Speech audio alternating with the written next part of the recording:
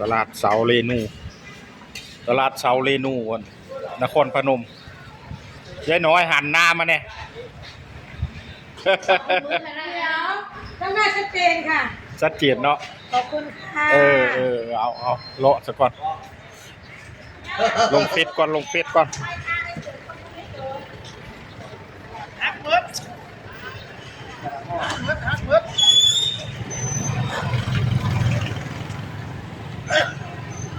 เอาไก่ปีงกบมีอยู่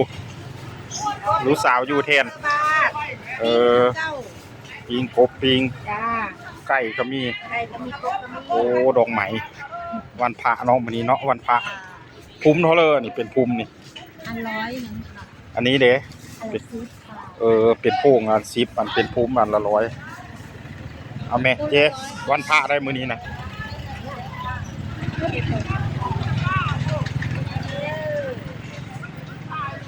มันเพิ่นแน่นี่ขายเพิ่นแน่เท่าไหร่ถุงเท่าไหร่ถุง50จ้ะโอ้ปลาเพิ่นปลาขาวปลาขาวปลากุ้งไม่ต้องรุดเต็มเราจับเบิ่งจะซื้อเฮ้ยเดี๋ยวเพื่อเขามาซื้อจ้ามาเด้อตลาดทางเตอโอ้เ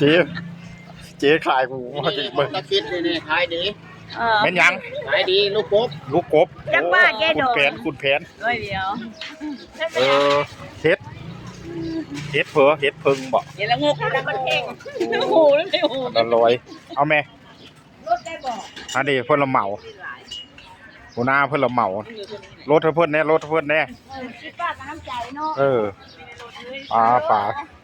ปลาซิวบ่ฮู้ปลาเพิ่นปลาซิวแก้วโอ้โลเท่าเลยนี่ซิวแก้วโล60 บาท60 บาทปลาสดอันนี้ลูกกบเนาะ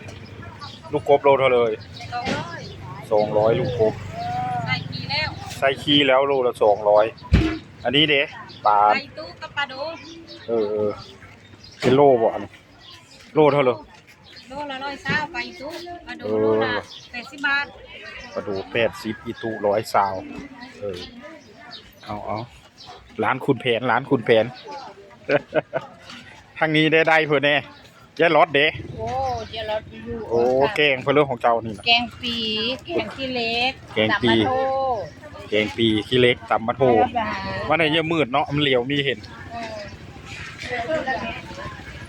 แม่บอกแม่เดินทางไปสวรรคโลกสวรรคโลกนี่สวรรค์ไปเลยว้าวเจ๋งสวรรค์ไปเลยว้าวมันถือแน่ขอบคุณกับมีเด้อ